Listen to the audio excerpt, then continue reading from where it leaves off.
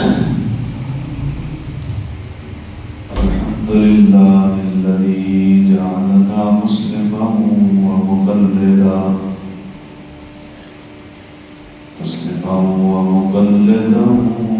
ومحبا ومؤدبا وموسما ومطيعا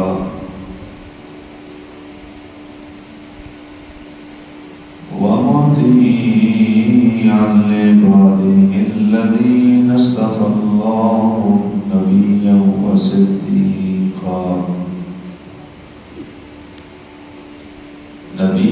وصديقا وغوثا ومجددا ووليا والصلاة والسلام على من يجعل الله لقلوب المؤمنين طبيبا ومزكيا ومطهرا ومبشرا ونذيرا وأقامه الله يوم القيامة للمذنبين شفيعا ومعينا وعلى آله وأصحابه وأهل بيته وعلماء ملته وطلباء سنته جميعا. أما بعد فأعوذ بالله من الشيطان الرجيم. بسم الله الرحمن الرحيم. الله لا إله إلا هو الحي القيوم لا تأخذه سنة ولا نوم. صدق الله العظيم ببركة إن الله وملائكته يصلون على النبي يا أيها الذين آمنوا صلوا عليه وسلموا تسليما. اللهم صل على محمد وعلى آل محمد وبارك وسلم. الصلاة والسلام عليك يا سيدي يا رسول الله. الصلاة والسلام عليك يا سيدي يا محبوب رب العالمين. الصلاة والسلام عليك يا سيدي يا رحمة للعالمين وعلى آلك وأصحابك يا سيدي يا جد الحسن ويا جد الحسين. حمد و سلام کے بعد معزز محترم حاضرین و سامعین، اللہ رب العزت جل مجدہ کا احسان عظیم ہے. مالک کریم جل شانہ نے ہم سب کو جمعۃ المبارک کی خوبصورت درود و سلام، تسبیحات و تحلیلات اور کلمہ شریف کے خوبصورت ورد سے پاکیزہ اور معطر اور منور گھڑیوں میں اپنے حضور حاضر ہونے کی توفیق عطا فرمائی. مالک کریم جمعۃ المبارک کی تمام برکت والی گھڑیاں ہم سب کا مقدر فرمائے، اور بالخصوص وہ گھڑی بھی ہمیں نصیب فرمائے کہ جس میں مومن کی دعا اللہ رب العزت رد نہیں فرماتا. اللہ پاک میری اور آپ سب کی حاضری قبول فرمائے. آج کا ہمارا موضوع ہے جو کہ خاص طور پر کسی بھائی کے حکم پر یہ اس کا انتخاب کیا گیا، عقیدہ توحید. سبحان اللہ کہیے. عقیدہ عقد سے ہے، جس کا معنی ہے عقدہ. ہم عام طور پر لفظ استعمال کرتے ہیں عقدہ. عقدہ کا مطلب ہوتا ہے گرہ لگانا، کسی چیز کو گرہ لگانا، گانٹھ جس کو کہتے ہیں. عقیدہ چونکہ فعیل کے معنی میں مفعول ہے، اس کا مطلب یہ ہوتا ہے گرہ لگائی ہوئی چیز.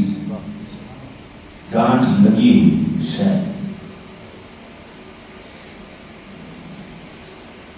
عقیدہ مضبوط چیز کو کہتے ہیں. شرح تہذیب والے کہتے ہیں الاعتقاد هو الیقین، یقین کو عقیدہ کہتے ہیں. عقیدہ توحید یہ سمجھ لیجئے کہ اسلام کا وہ باب ہے کہ جس کے دروازے جس سے داخل ہوئے بغیر انسان مومن ہو ہی نہیں سکتا. ظاہر جب تک اللہ کی وحدانیت کا اقرار نہیں کرے گا مسلمان کیسے ہو؟ اللہ کی ذات پر ایمان نہیں لائے گا، اور ایمان لانے کا مطلب یہ ہے کہ اس کو وحدہ لا شریک مانے گا،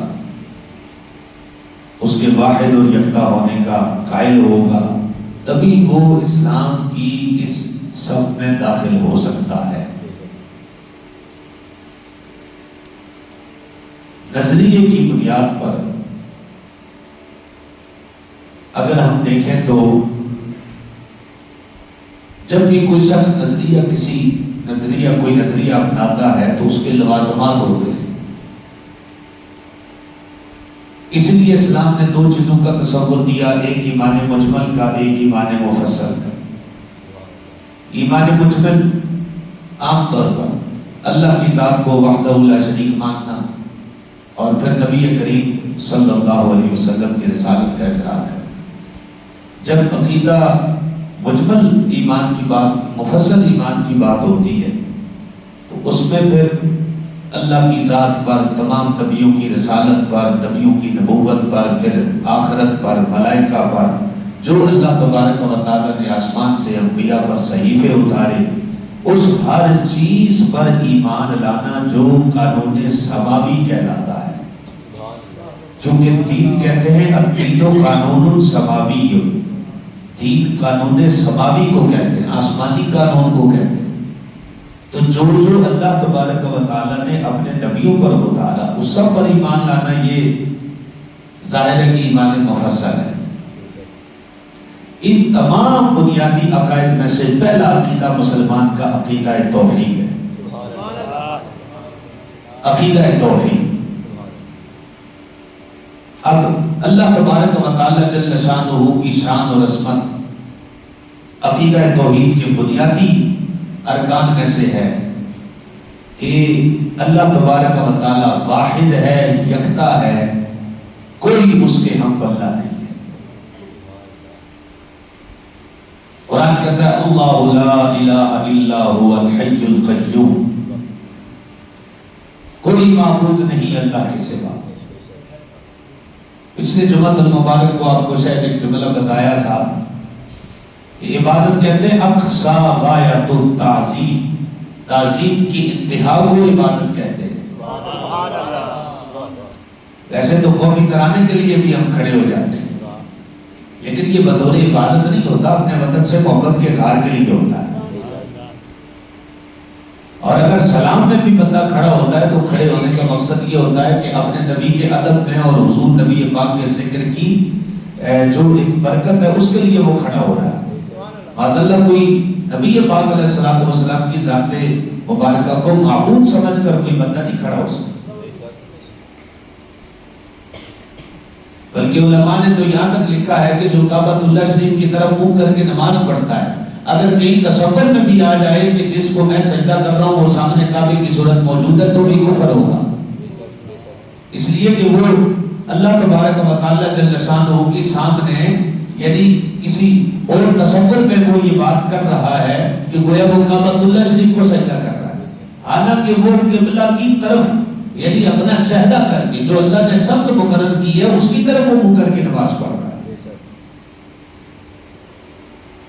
تو اس لیے بڑا ہی یہ اہم موضوع ہے، اس کو بہت زیادہ سمجھنے کی ضرورت ہے. چند باتیں اس زمن میں جو بنیادی عقائد کے طور پر آپ کی گوش گزار کرنی ہے وہ اگر آپ سماعت کریں گے تو انشاءاللہ بہت ہم سب کو بہت باتیں سیکھنے کو ملیں گی. تو اللہ تبارک و تعالیٰ جل شانہ نے کی ذات اقدس جو ہے اس کے متعلق بنیادی عقیدہ کیا ہے کہ اللہ تبارک و تعالیٰ ایک ہے، واحد ہے، اس کا کوئی شریک نہیں ہے. یہ اصل میں توحید کا معنی ہے.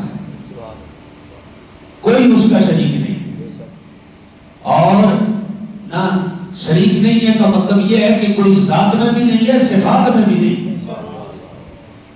ذات میں تو ہو ہی نہیں سکتا، کیونکہ ذات میں جو اگر کسی معاذ اللہ کسی بندے کے لیے بندہ یہ عقیدہ رکھے گا تو بندہ تو پیدا ہو کے آیا ہے، اور خدا کی شان یہ ہے کہ لم یولد ولم یولد، نہ اس نے کسی کو جنا ہے نہ وہ کسی سے جنا ہے۔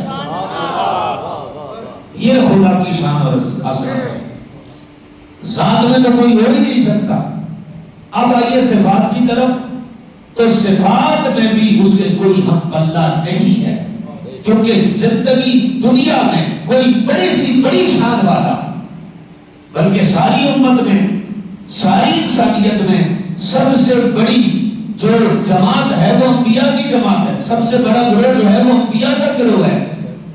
تو انبیاء کو بھی جو اللہ تبارک و تعالیٰ نے صفات دی وہ رب کی عطا کرتا ہے، ذاتی طور پر یہ ان کی صفات نہیں ہے، وہ اپنی شان اور عظمت کے لحاظ سے جو اللہ نے انہیں شان عطا فرمائی ہے وہ سب کی سب خدا کی عطا کرتا ہے، پر خدا کی جتنی شانیں ہیں اس کو کسی نے دی نہیں ہے، وہ خود سے اس کی ذات کے لائق ہے۔ سبحان اللہ کی نہ ذات میں اس کا کوئی ہم پلہ ہے، نہ صفات میں کوئی اس کا ہم پلہ ہے، نہ ہی افعال میں۔ اللہ خالق ہے، ہر شے کا خالق ہے۔ اگر مخلوق میں سے یہ شان اگر اس نے کسی کو دی، جیسا کہ قرآن میں آتا ہے حضرت عیسیٰ علیہ السلام کے متعلق، قرآن کہتا ہے انی اخلق لکم من الطین کہیئۃ الطیر فانفخ فیہ فیکون طیرا باذن اللہ، کہ بے شک میں پیدا کرتا ہوں پرندہ۔ حضرت عیسیٰ کہتے ہیں نا کہ میں مٹی سے پرندہ بناتا ہوں، پیدا کرتا ہوں، اور پھر میں اس میں پھونک مارتا ہوں تو وہ اڑنا شروع کر دیتا ہے، لیکن میری طاقت سے نہیں بلکہ میرے رب کی دی ہوئی طاقت سے۔ سبحان اللہ، سبحان اللہ۔ تو قرآن کہہ رہا ہے کہ ہر کوئی چیز اگر کسی کی طاقت، جب آپ اس کی طاقت کو خدا کی دی ہوئی طاقت کے ساتھ انتساب کر دیتے ہیں اور یہ ظاہر کرتے ہیں کہ یہ طاقت خود ساختہ نہیں ہے بلکہ خدا کی دی ہوئی ہے، تو اسی کو قرآن کا عقیدہ کہتے ہیں۔ سبحان اللہ۔ یہ بات بڑی سمجھنے کی لائق ہے۔ ویسے قرآن کہتا ہے اللہ خالق کل شیء، اللہ ہر شے کو پیدا کرنے والا ہے، بات سمجھنے کی ہے۔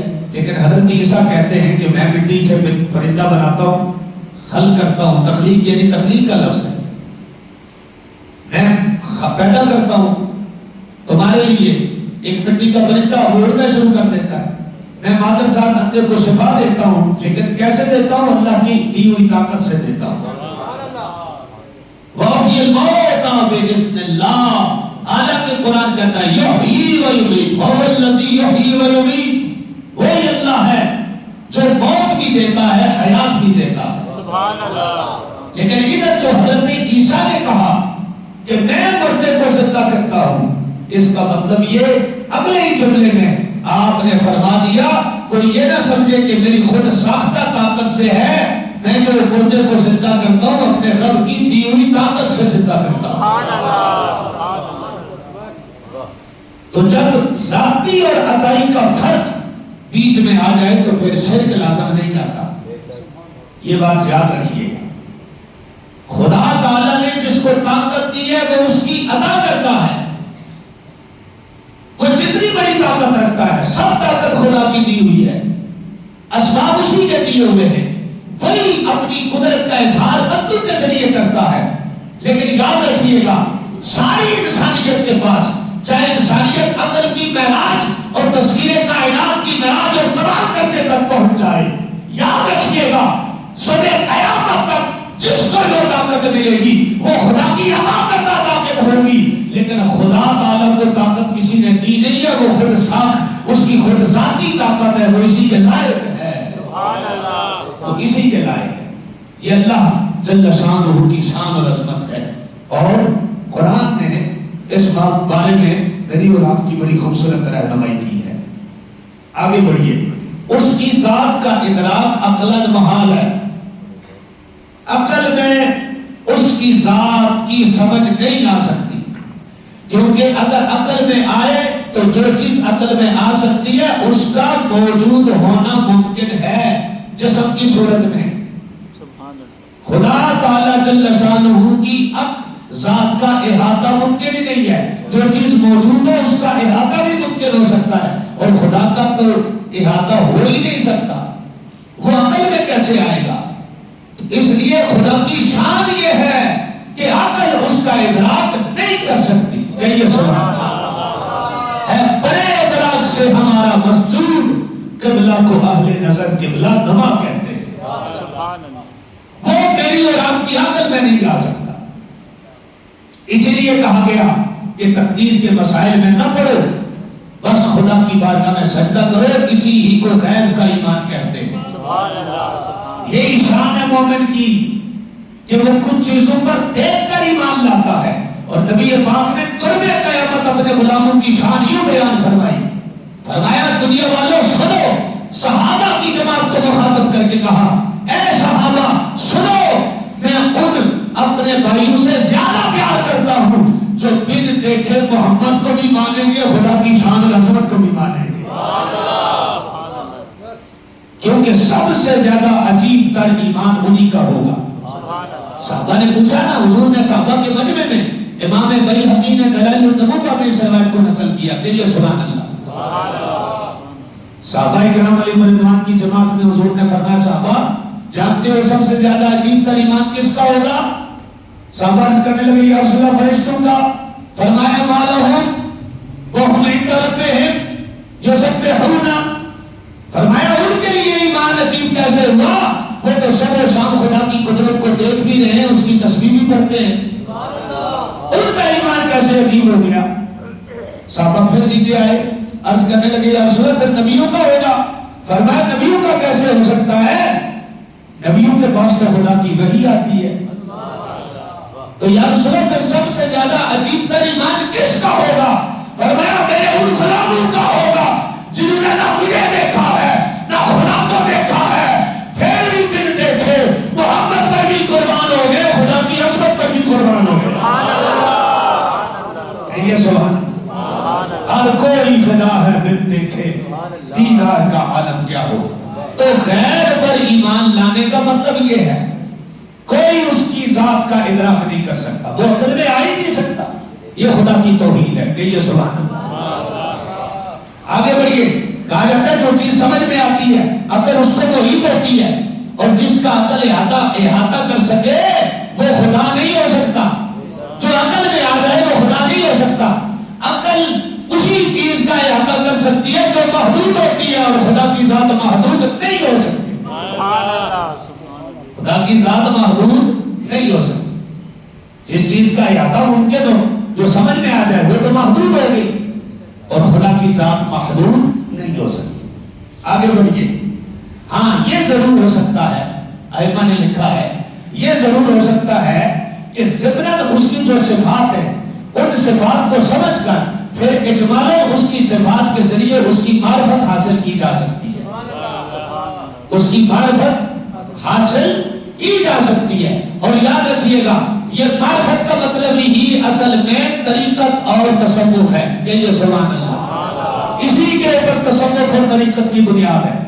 وہ حضرت جبرائیل امین علیہ السلام آئے تھے نا حضور کی بارگاہ میں, حدیث جبرائیل ہے, اور ساری کتابوں میں سب سے پہلے حدیث یہی بیان کی جاتی ہے کتاب الایمان میں, کہ جناب جبرائیل امین علیہ السلام صحابہ کے جرمن میں حضور کی بارگاہ میں حاضر ہوئے. صحابہ کہتے ہیں کہ خوبصورت بڑے حسین لباس میں, سفید لباس میں ایک رجل کہ یہ سبحان اللہ. رجل کا مطلب ہوتا ہے مرد, عربی میں رجل کو کہتے ہیں مرد. صحابہ کی جماعت میں جبرائیل مرد بن کے آئے ہیں. پتا چلا مرد بن کر کے آنا یہ نور کی نفی نہیں ہے, نور بھی کبھی کبھی مرد کی صورت میں آ سکتا ہے. سبحان اللہ کہیے. تو جناب جبرائیل امین علیہ السلام حضور کی بارگاہ میں حاضر ہوئے, عرض کرنے لگے یا رسول اللہ علیہ السلام والی ایمان بڑی تفصیل ہے. تیسرا سوال جو کیا نا, مل احسان, یا رسول اللہ احسان کیا ہے, احسان کیا ہے؟ ائمہ حدیث کہتے ہیں یہ جو احسان ہے نا، اسی پر طریقت اور تصوف کی بنیاد ہے۔ طریقت، شریعت، طریقت، معرفت، حقیقت، ان میں آپس میں کوئی تنازع نہیں ہے، کوئی مخالفت نہیں ہے، یہ اصل میں ایک ہی راستے کی مختلف شاخیں ہیں۔ جی ہاں، بریلی کے تاجدار کا ایک فتویٰ آپ کو سنا دیتا ہوں، سنیے گا۔ یہ حدیث کا ایک جزء بیان کر کے پھر آگے بڑھتا ہوں، پھر بات ذرا آپ کو زیادہ سمجھ میں آئے گی۔ جناب جبرائیل امین علیہ السلام حاضر ہوئے حضور کی بارگاہ میں، عرض کرنے لگے یا رسول اللہ مال احسان، یہ احسان کیا ہے؟ تب حضور نے فرمایا تھا ان تعبد اللہ کانک تراہ فإن لم تکن تراہ فإنہ یراک، کہا تو خدا کی عبادت ایسے کر کہ گویا تو خدا کو دیکھ رہا ہے، اور اگر تو ایسے نہ کر سکا تو پھر یہ سمجھ لے کہ خدا تجھے دیکھ رہا ہے۔ یہ ہے معرفت کا راستہ، یہ ہے تصوف کی دنیا۔ آگے بڑھیے ذرا، اب وہ میں فتویٰ دیکھتا ہوں اگر وقت کے دامن میں گنجائش ہوتی ہے، موضوع سے ہم ہٹ جائیں گے، ذرا آگے چلیے۔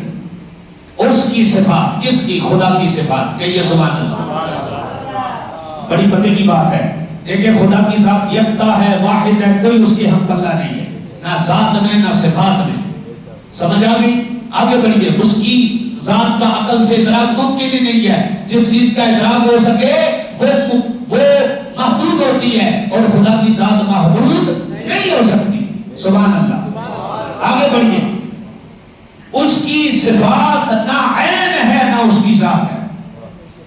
جی ہاں، توجہ کیجئے گا، ذات کا تعلق الگ ہے، صفات اس کے ساتھ ہے۔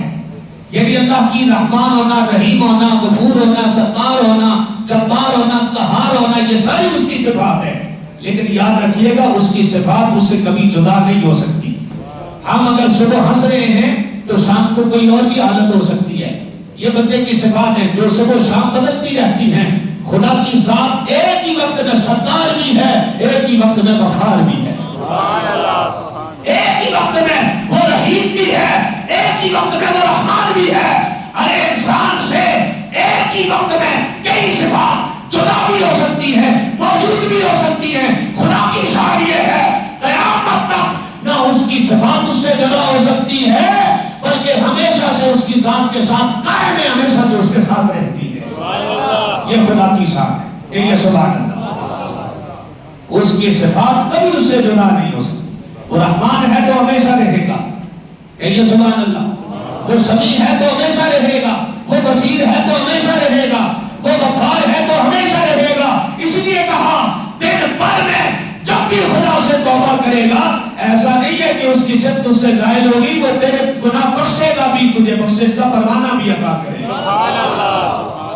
یہ خدا کی ذات ہے، کہیے سبحان اللہ۔ آگے بڑھیے ذرا، اس کی ذات اور صفات کا معنی یہ ہے، عالم میں کسی چیز کو بھی جناب والا قدیم اس کے سوا نہیں مانا جائے گا۔ قدیم کا مطلب ہوتا ہے جس کو فنا نہ آئے، کبھی وہ فنا نہ ہو سکے۔ قدیم کا مطلب ہوتا ہے جو ازل سے ہو ابد تک رہے۔ خدا کی ذات قدیم ہے، ازل سے ہے، ابد تک رہے گی۔ اور ائمہ نے لکھا ہے شرف اکبر میں، امام اعظم ابو حنیفہ نے فتح اکبر میں اور شرف اکبر میں ملا علی قاری نے لکھا ہے جو بندہ بھی خدا کے علاوہ کسی کے ذات کے لیے قدیم ہونے کا قائل ہو وہ مردود ہے، کافر ہے۔ کیونکہ قدیم ہونے کا مطلب یہ ہوتا ہے جو ازل سے ہے ابد تک رہے گا، نہیں۔ یاد رکھیے گا خدا کے سوا ہر شے فنا ہونے والی ہے، اگرچہ خدا اپنی قدرت سے اسے فنا نہ کرے، یہ اس کی شان ہے، وہ فنا نہ کرے یہ الگ بات ہے، لیکن فنا ہو سکتی ہے ہر شے خدا کے سوا۔ جو بندہ اس بات کا، بعد فلاسفہ جن کو ہم مسلمان بھی بعض لوگ جہالت کی وجہ سے ان کو مسلمان کہتے ہیں، لیکن بعض ائمہ نے ان کے متعلق لکھا ہے، میں نام نہیں لوں گا، آپ خواہ مخواہ میں تشویش میں پڑ جائیں گے۔ بعض ہمارے فلاسفہ ایسے ہیں جنہوں نے عالم یعنی دنیا کے قدیم ہونے کا نقطہ پیش کیا ہے، یعنی دنیا قدیم ہے، کیا مطلب یہ عالم حادث نہیں ہے، یہ فنا نہیں ہو سکتا، لہٰذا انہوں نے فلسفے کی بنیاد پر کہا، اور بہت بڑے فلسفی مانے جاتے ہیں وہ دنیا میں، لوگ ان کو عام طور پر مسلمان بھی کہتے ہیں، لیکن اس عقیدے کی بنا پر ان کے اوپر بڑا سخت علماء نے حکم بیان کیا ہے. اگر یہ ان کی طرف منسوب ہے اور واقعی انہوں نے لکھا ہے تو پھر یہ بڑا سخت حکم ہے کہ عالم کے یعنی پوری دنیا کے قدیم ہونے کا جو قائل ہوگا وہ کافر ہے. اس لیے کہ خدا کے سوا کوئی شے قدیم نہیں ہو سکتی. کیونکہ قدیم کا مطلب ہے جسے کبھی فنا نہ ہو، اور خدا کے سوا یہ کسی کی شان ہو ہی نہیں سکتی. اگرچہ اس نے نبیوں کو بڑی شان عطا فرمائی، میرے حضور کو بڑی شان عطا فرمائی. اللہ اکبر. یہاں تک کہ حضور نبی پاک علیہ السلام خود فرماتے میں تو اس وقت بھی اللہ کے ہاں نبی تھا جب آدم ابھی مٹی اور پانی کے درمیان تھے. اور پھر جب حضور آدم سے پہلے آپ کے نور کو تخلیق فرمایا گیا. اور یاد رکھیے قیامت تک میرے حضور کے جسد مبارک کو زمین نقصان نہ پہنچائے گی، بلکہ حضور نے خود فرمایا ہے ان اللہ حرم علی الارض ان یاکل اجساد الانبیاء. زمین پر خدا نے حرام کر دیا ہے کہ وہ کسی نبی کے جسم کو کھائے. میرے حضور آج بھی زندہ ہے، قیامت تک زندہ رہے گے. سبحان اللہ. نبی پاک علیہ السلام نے تو یوں بھی ارشاد فرمایا جو رات سونے سے پہلے سورہ ملک کی تلاوت کرنے کا عادی ہو جائے قبر اس کو بھی نہیں کھاتی، وہ بھی زندہ رہتا ہے. تو جو دو رکوع پڑھنے والا قاری ہے وہ قبر میں زندہ ہے، تو جس پر سارا قرآن نازل ہوا وہ کیسے زندہ نہیں ہوگا؟ یہ ایک الگ مسئلہ ہے، الگ موضوع ہے. لیکن یاد رکھیے گا میرے نبی کی شان بھی یہ نہیں ہے کہ وہ قدیم ہے. نہ، وہ قدیم نہیں ہے. قدیم صرف میرے خدا کی ذات ہے. کہیے سبحان اللہ. قدیم کا مطلب یہ ہے جو ازل سے ہے ابد تک رہے گا، اسے فنا نہیں ہے، اس کی بقا ہے، وہ باقی ہے، ہمیشہ ہے، ہمیشہ رہے گا. یہ خدا کی شان ہے. اس لیے جو عالم میں کسی چیز کے قریب ہونے کا قائل ہے پکا کافر ہے، کیونکہ خدا کے سوا ہر شے فنا ہونے والی ہے. یہ اس ایمان کے لوازمات میں سے ہے. آگے بڑھیے، اب آگے چلیے. بڑی ہی خوبصورت میں بات آپ کے سامنے کہنے لگا ہوں. دیکھیے یاد رکھیے گا وہ ہر ممکن پر قادر ہے. جو چیز ہے ہی محال اس پر وہ قادر نہیں ہے. وہاں قدرت شامل، وہ قدرت میں شامل ہی نہیں ہے. کیونکہ اگر کوئی چیز زیر قدرت ہوگی تو اس کا موجود ہونا بھی لازم آئے گا، جیسے دوسرا خدا ہونا محال ہے. اب اگر کوئی بندہ ان اللہ علی کل شیء قدیر کے تحت یہ لکھے کہ جناب قدرت میں تو ہر شے داخل ہے، تو پھر دوسرے خدا ہونے کے ممکن ہونے کا بھی قائل ہونا پڑے گا، جبکہ دوسرا خدا محال ہے اور محال پر خدا کی قدرت نہیں ہے. ہر ممکن پر وہ قادر ہے. کہ یہ سبحان اللہ. یہ بہت بڑا علمی مسئلہ ہے جو آپ کے گوشت گداز صرف چند لفظوں میں بیان کر دیا ہے تاکہ آپ تحقیق کی دنیا میں غور و خوض کریں، آپ کو موقع ملے. ہر ممکن پر قادر ہے. بعض لوگوں نے اس لیے کہا ان اللہ علی کل شیء قدیر میں کہ اللہ ہر شے پر قادر ہے، اللہ جھوٹ بولنے پر بھی قادر ہے. ہم نے کہا جھوٹ اس کے لیے ہے ہی محال، تو وہ قادر کیسے ہوگا؟ وہ تو ممکن پر قادر ہوگا. جو چیز ممکن ہی نہیں ہے اس پر خدا کی قدرت نہیں ہے. جی ہاں، اس لیے کہ جس چیز کے لیے آپ قدرت کو ممکن سمجھیں گے اس کا موجود ہونا بھی بعض اوقات لازم ہے، اس کا موجود ہونا بھی ممکن ہے. اس لیے محال پر وہ قادر نہیں ہے. محال پر یہ ہے اللہ رب العزت جل شانہ کی شان اور عظمت. محال جو ہے وہ قدرت کے کام داخل نہیں ہے. یہ ایک علمی مسئلہ ہے، اس پر کبھی ہم بات کریں گے. آگے بڑھیے. حیا، قدرت، سننا، یہ بڑی خوبصورت بات ہے. ایک بار سبحان اللہ کہہ کے ذرا جگہ بتائیے.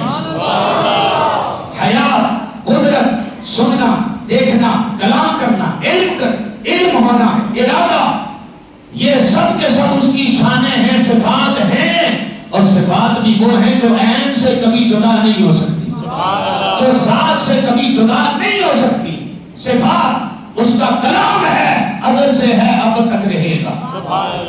اسی لیے قرآن کو مخلوق کہنے والوں کو لوگوں نے، علماء نے کفر کا فتویٰ دیا ہے. قرآن مخلوق نہیں ہے. قرآن مخلوق، توجہ کیجئے گا. ہاں جی، قرآن خدا کی صفت ہے کیونکہ خدا کا کلام جو ٹھہرا اور اس کا کلام اس کی ذات کے ساتھ متصف ہے. جیسے اس کی ذات ہے ایسے ہی اس کی صفت اس سے جدا نہیں ہو سکتی. آگے بڑھیے. اچھا وہ سنتا ہے مگر کان سے نہیں، کہیے سبحان اللہ، وہ سنتا ہے مگر کان سے نہیں سنتا، کیونکہ کان جسم کو کہتے ہیں، خدا کا جسم ہے ہی نہیں، کہیے نا سبحان اللہ۔ وہ سنتا ہے مگر کان سے نہیں، وہ دیکھتا ہے مگر آنکھ سے نہیں، وہ کلام کرتا ہے مگر زبان سے نہیں، ارے اس کی شان ہر جگہ ہے، وہ قدم سے نہیں چلتا، وہ دستے قدرت رکھتا ہے، ہاتھ نہیں رکھتا، یہ ساری خدا کی شانیں ہیں۔ یاد رکھو یہ شانیں خدا نے اگر جسم کی صورت میں عطا فرمائی ہے تو اپنے بندے کو عطا فرمائی ہے۔ اللہ میں اور آپ دیکھتے ہیں تو خدا کی دی ہوئی طاقت سے دیکھتے ہیں، میں اور آپ سنتے ہیں تو خدا کی دی ہوئی طاقت سے سنتے ہیں، میں اور تو اگر بولتے ہیں تو خدا کی دی ہوئی طاقت سے بولتے ہیں۔ اس لیے کان کا ہونا، ناک کا ہونا، پاؤں کا ہونا، ہاتھ کا ہونا، زبان کا ہونا، یہ سننے کی طاقت، یہ سب کے سب جسم ہے، وہ جسم سے آری ہے، جسم کا محتاج نہیں ہے، وہ سنتا ہے اور ایسا سنتا ہے کہ خدا کی قسم ماں کے پیٹ کے اندر بچے کے کلام کو بھی سن لیتا ہے، بلکہ بچے کی کو ماں کے پیٹ میں پیدا کرنے والی کی ذات بھی خدا کی ذات ہے۔ قرآن کہتا ہے هُوَ الَّذِي يُصَوِّرُكُم فِي الْأَرْحَامِ كَيْفَ يَشَاءُ۔ یہاں ایک اور مسئلہ بڑا خوبصورت، اب بہت ساری باتیں دامن میں ہیں، رہ جائیں گی، میں چاہوں گا کہ آپ کے گوش گزار کر دوں گا۔ اب سنیے گا، دیکھیں خدا خالق ہے، خدا کیا ہے؟ خالق ہے، اور ہم سب مخلوق ہیں، ہم سب مخلوق ہیں، اور خدا کے نبی بھی مخلوق ہیں، بلکہ نبیوں کے سردار بھی مخلوق ہیں۔ یہ الگ بات ہے کہ ساری مخلوق کے نبی بھی وہی بن کے آئے ہیں، ساری مخلوق کے لیے رحمت بھی وہی بن کے آئے ہیں، کہیے سبحان اللہ۔ اب توجہ فرمائیے گا، خدا خالق ہے، مالک ہے، رازق ہے، قادر ہے، غنی ہے، معبود برحق ہے، یہ خدا کی شانیں ہیں۔ اب سنیے، اس کے بعد سنیے، لوگ کہتے ہیں کہ آپ نے جناب نبی کو خدا کے ساتھ ملا دیا، اور میں نے کہا مالک اور مخلوق کے بیچ میں تقابل نہیں ہوتا، خالق اور مخلوق کے بیچ میں مقابلہ نہیں ہوتا، نہیں سمجھے؟ خالق، خدا خالق ہے، نبی مخلوق ہے، خدا مالک ہے، نبی مخلوق ہے، خدا رازق ہے، نبی مرزوق ہے، خدا معبود ہے، نبی عابد ہے، خدا غنی ہے، نبی اس کے مقابلے میں فقیر ہے۔ خدا یاد رکھیے گا، مالک اور مخلوق کے بیچ میں کوئی مقابلہ نہیں، خالق اور مخلوق کے بیچ میں کوئی مقابلہ نہیں، مالک اور مخلوق کے بیچ میں کوئی مقابلہ نہیں، معبود اور عابد کے بیچ میں کوئی مقابلہ نہیں ہے۔ مقابلہ خدا سے نبی کا نہیں ہے، یوں ماننا پڑے گا خدا نے نبی کو بنایا ہے، پر کائنات میں نبی جیسا بنایا بھی کوئی نہیں ہے۔ یہ ہے اصل میں توحید و رسالت کا تصور، کہیے سبحان اللہ۔ یہ ہے میرے مصطفیٰ کی شان و عظمت۔ اس لیے خالق اور مخلوق کے بیچ میں مقابلہ نہیں ہے، خدا خالق ہے، نبی مخلوق ہے، وہ مالک ہے، نبی مخلوق ہے، خدا رازق ہے، نبی مرزوق ہے، خدا معبود ہے، نبی عابد ہے، خدا غنی ہے، نبی فقیر ہے، بلکہ خدا اتنا بڑا غنی ہے کہ جس عثمان کو نبی نے غنی کہا نا، رب کے قرآن میں بھی بتایا گیا کہ عثمان غنی، لیکن توجہ کرو، غور کرنا، اسے میرے نبی نے غنی کہا ہے، ماننا پڑے گا خدا غنی ہونے میں کسی کا محتاج نہیں ہے، پر دنیا میں جس کو اس نے غنی بنایا اسے عثمان غنی کہتے ہیں۔ یہ بھی تو فرق رکھنا پڑے گا، یہ بھی تو تصور کرنا پڑے گا۔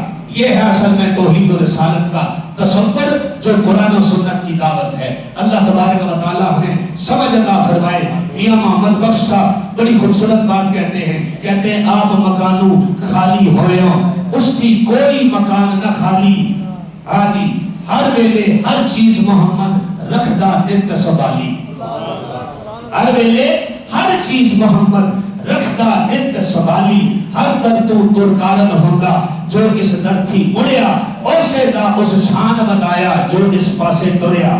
آگے چلو، واہ واہ صاحب بخشن ہارا تک تک اینڈ گناہاں، یعنی مالک تیرا کمال ہے، تو کتنا بخشن ہارا ہے، کتنا بخشنے والا ہے، اتنے گناہ دیکھ کر بھی تیری رحمت کے دروازے کھلے ہوئے ہیں، یہ خدا کی شان ہے۔